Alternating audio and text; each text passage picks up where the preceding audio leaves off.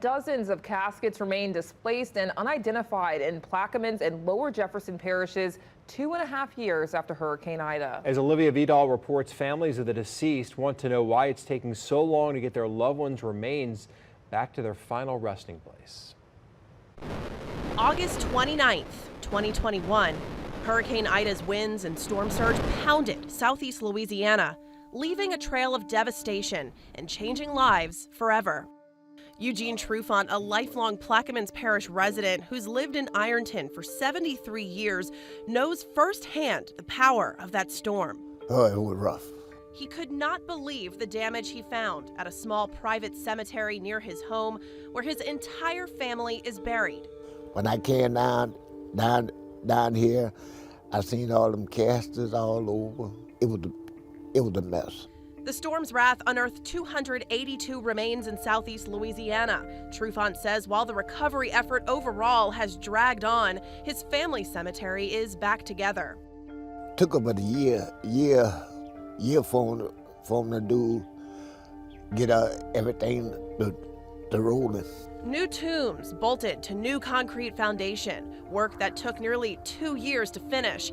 But just down the road, God, it's been hard. it's a different story for Pearl Sylvie.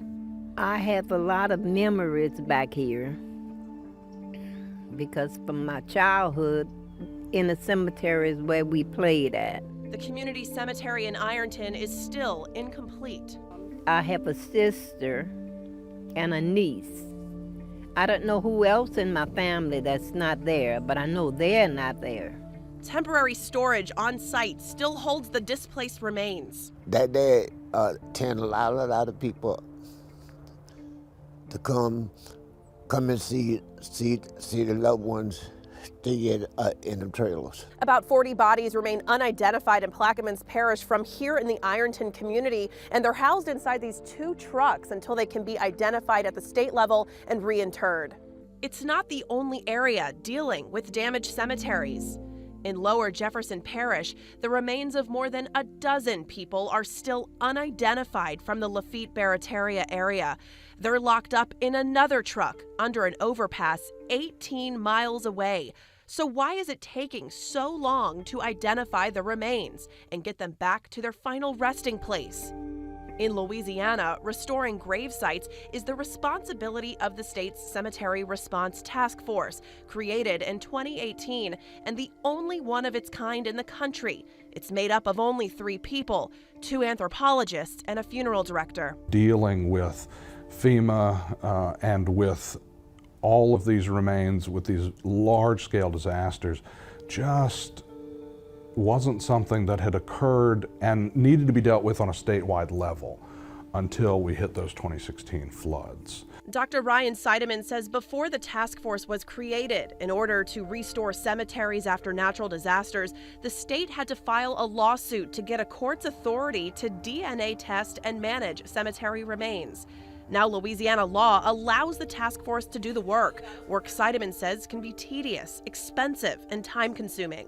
Ease a burden on a family that's already struggling because their house just got flooded out. Dr. Janess Listy is director of LSU's Forensic Anthropology and Computer Enhancement Services, or FACES lab. She says because DNA analysis can cost hundreds, if not thousands of dollars, the FACES lab volunteers its services and resources to help with identifying the remains. So what we do is we record as much information as we can from the remains. So if there's any clothing present, what is the clothing? We take pictures, we take notes. She says the process can be challenging. If you're dealing with, say, 40 sets of remains and 35 of them were over the age of 70, were all African American or all, white individuals, all, were buried in a suit, then you're dealing with the memory of the loved ones, and it's like, well, I think they were buried in a blue suit as opposed to a black suit, and so you have to kind of whittle it down. Important details the task force relies on to properly ID the bodies. Also, visits to these communities are often necessary, but with only 3 people doing the legwork for the entire state, it's overwhelming. And so the answer to why does it take so long is because it takes this long to do it right. And from our perspective, there is no other option.